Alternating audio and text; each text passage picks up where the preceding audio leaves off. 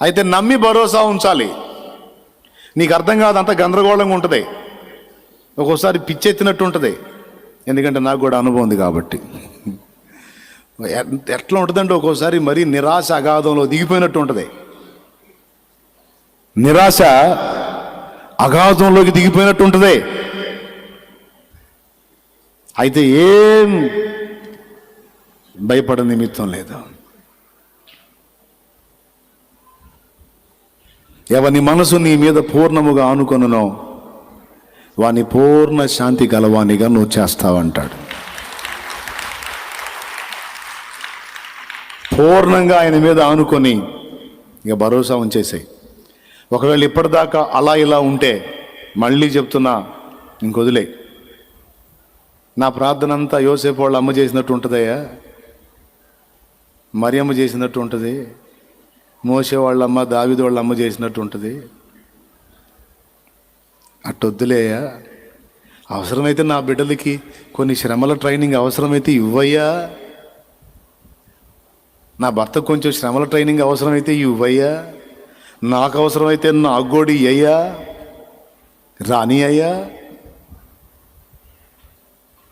నీకన్నా నా మంచిని కోరేవాళ్ళు ఎవరున్నారు ప్రభా?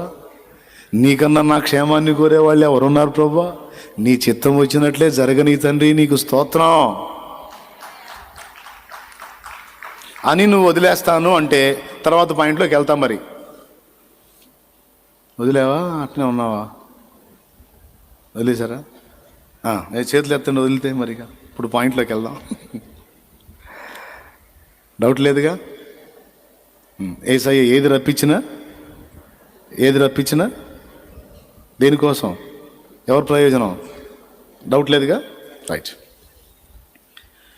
ఇప్పుడు ఈ మాట అన్నావు చూడు, ఇప్పుడు ఆయన జోక్యం చేసుకుంటాడు. నువ్వేం కంగారు పడద్దు, కంగు తినద్దు. నేను కూడా ఇప్పుడు నేను అనుకున్నట్టు అన్నీ జరగవు. కొన్ని కొంచెం లేటుగా జరుగుతాయి, కొన్ని ఇంకో టైపులో జరుగుతాయి. ఏది జరిగినా స్తోత్రం. అయితే ఒకటి మాత్రం నిజం, నేను అనుకున్నట్టుగా జరిగినప్పుడు నాకు ఒక్కింత ప్రయోజనమే జరిగింది. కానీ నేను అనుకున్నట్టు కాకుండా దేవుడు అనుకున్నట్టు జరిగినప్పుడు నాకు 4 ప్రయోజనం కనబడింది.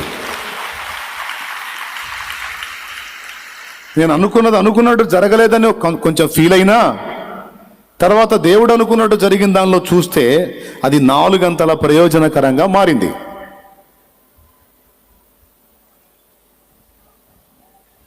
కాబట్టి నాకు దాని విషయంలో చింత లేదు. ఏదైనా పక్షిరాజు తన పిల్లలకి ఎగరటం నేర్పినట్టు దేవుడు నేర్పుకుంటాడు. నీ పిల్లలకు కూడా నువ్వు దేవుని చేతికి అప్పచెప్పి భరోసా ఉంచి ప్రశాంతంగా ఆయన మార్గంలో నడుస్తూ ఉంటే ఎక్కడ సెట్ అవ్వాల్సి అక్కడ సెట్ అవుతాయి. లేకపోతే మొత్తం కలిసి నిన్ను పిచ్చాసుపత్రిలో చేరుస్తారు.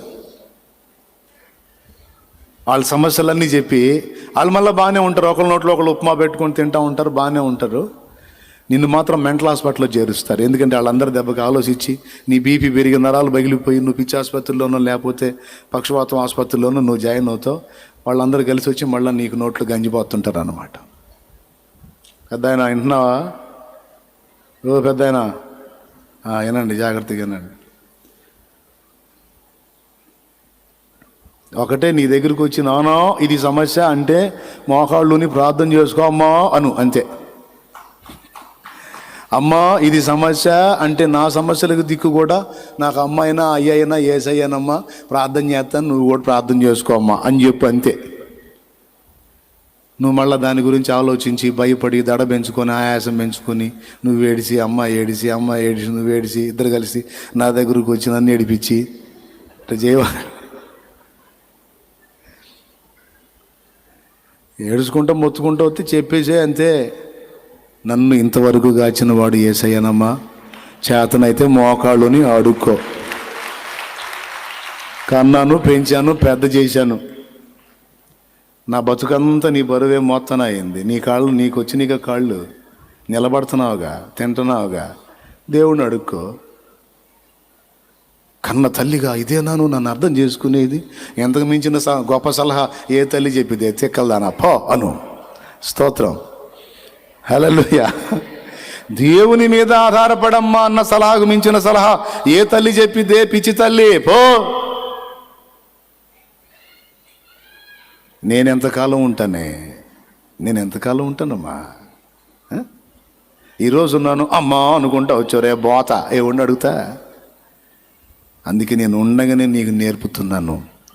పక్షిరాజు గూడును రేపి తన పిల్లలు ఎగురున్నట్లు నేర్పినట్లు నా ప్రభు మీద ఆనుకున్నట్లు నీకు నేర్పుతున్నాను తల్లి. నేర్చుకోమ్మా. ఆయన మీద ఆనుకోవటం నేర్చుకో. నేనున్నా లేకపోయినా బతికేస్తావు. ఎంత మంచి సలహా! ఇట్లా కాకుండా నువ్వు వాళ్ళు చెప్పినవి స్వీకరించావు అనుకో, సమస్యలతో వచ్చిన వాళ్ళు కొద్ది రోజుల తర్వాత డ్యూట్లు పాడుతుంటారు, నువ్వేమో మంచం మరణం అవుతావు. మళ్ళీ చెప్పేదా? అర్థమైందా? కాబట్టి నువ్వు చెప్పాల్సింది ఏంది? వాళ్ళకి దేవుణ్ణి అప్పచెప్పు, దేవునికి లింక్ చేయి. నాకు ఈ సమస్య వచ్చింది నానా అంటే మోకాళ్ళు ఏనానా ప్రార్థన చేయనానా, దేవుడే జవాబిస్తాడు నానా. అదేంటి నన్ను నీకు చెబుతుంటే నువ్వు అరే దేవునికి మించిన గొప్పతనం ఏముంది రా, పోరా పోయి అవసరమైతే ఉపవాసం ఉండయా, దేవుణ్ణి అడుగురా. అంతకు మించిన సలహా లేదు. ఓ చిన్న తల్లి, నీ పిల్లలు చిన్న పిల్లలైతే ఇప్పటి నుంచే నేర్పించు. మమ్మీ నాకు పెన్సిల్ అని వచ్చాడు అనుకో, మోకాళ్ళేవోయ్ అను. మమ్మీ నాకు బాక్స్ అన్నాడు అనుకో, మోకాళ్ళేవోయ్.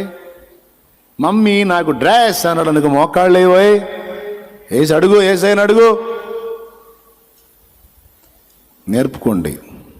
మీరు ఆధారపడండి. మీ పిల్లల్ని కూడా దేవుని మీద ఆధారపడుటకు నేర్పించండి.